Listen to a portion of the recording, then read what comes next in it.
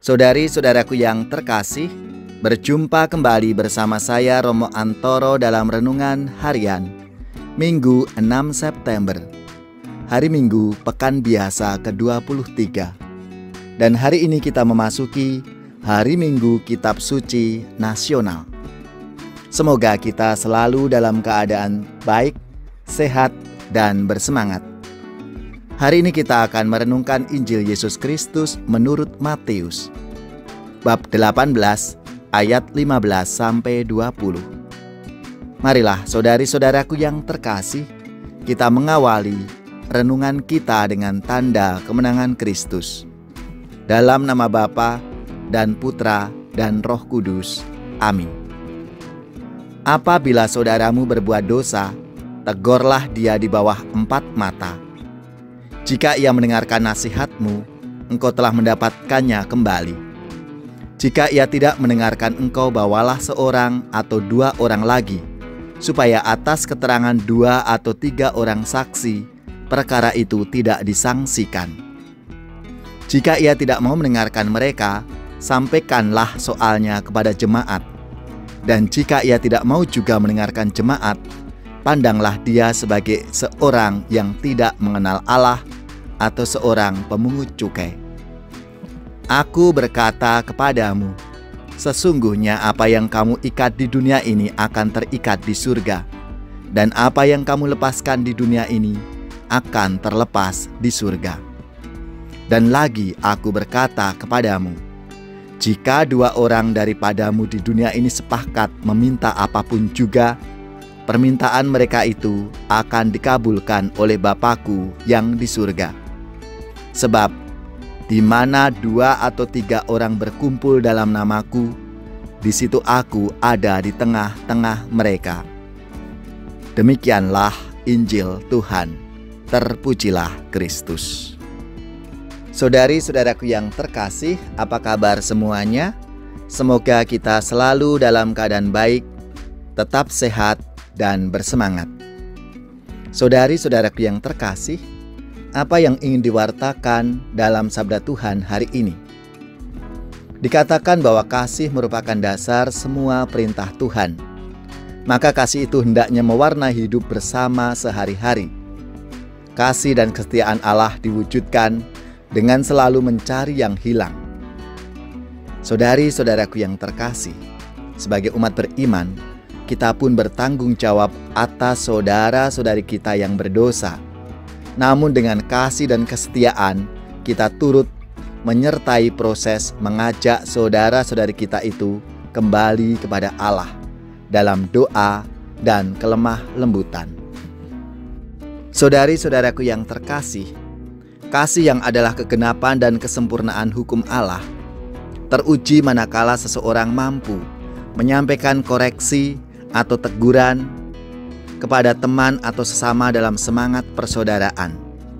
Dalam tradisi hidup membiara, ada kesempatan saling menyampaikan koreksi kepada sesama yang disebut correctio fraterna.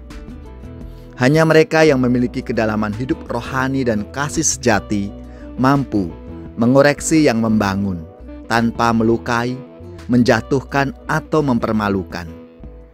Kerendahan hati dan keterbukaan untuk menerima koreksi juga awal dari pertumbuhan hidup rohani dan kematangan pribadi seseorang. Saudari-saudaraku yang terkasih, melalui sabdanya hari ini Tuhan Yesus memberikan contoh dan teladan bagi kita. Jika ada teman saudara kita yang berbuat dosa, kita diajak untuk memberikan nasihat atau kita memberikan masukan supaya saudara-saudari kita ini menjadi lebih baik lagi. Dan kiranya kita bisa memberikan melalui masukan-masukan yang baik dengan penuh kasih sebagai saudara-saudari kita. Kita wujudkan dalam kehidupan kita mulai dari keluarga-keluarga kita masing-masing atau komunitas-komunitas kita. Karena ini sebagai bentuk kasih dan perhatian kita kepada saudara-saudari kita supaya menjadi yang lebih baik dalam kehidupannya. Saudari-saudaraku yang terkasih, marilah di Minggu Kitab Suci Nasional ini kita pun juga siap untuk mendengarkan sabda Tuhan dan menjadi pelaku sabdanya lewat apa yang kita lakukan, mulai dari perkataan kita dan perbuatan-perbuatan kita yang kita wujudkan dengan kasih persaudaraan di antara kita semua. Marilah saudari-saudaraku yang terkasih, kita mohon rahmat Tuhan supaya kita diberikan kerendahan hati untuk terbuka atas koreksi dari sesama untuk bertumbuh dalam kesempurnaan kasih. Berilah kami juga keberanian untuk saling mengoreksi demi kebaikan diri sendiri dan sesama kami. Singkirkanlah penghalang sabdamu, cairkanlah hatiku yang beku, dan bimbinglah kami di jalan-Mu. Pada hari ini, kalau kamu mendengar suaranya, janganlah bertegar hati seperti di Meriba, seperti waktu berada di masa di padang gurun, ketika nenek moyangmu mencobai dan menguji aku, padahal mereka melihat perbuatanku.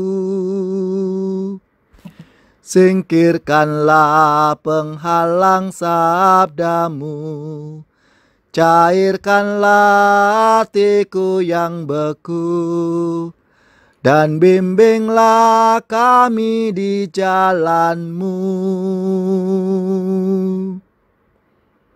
Semoga saudari-saudara sekalian, keluarga-keluarga dan komunitas kita, orang-orang yang kita doakan, mereka yang sakit, yang menderita, seluruh tugas, belajar, pekerjaan, usaha serta karya pelayanan kita dibimbing, dilindungi dan diberkati oleh Allah yang Maha Kuasa, Bapa dan Putra dan Roh Kudus.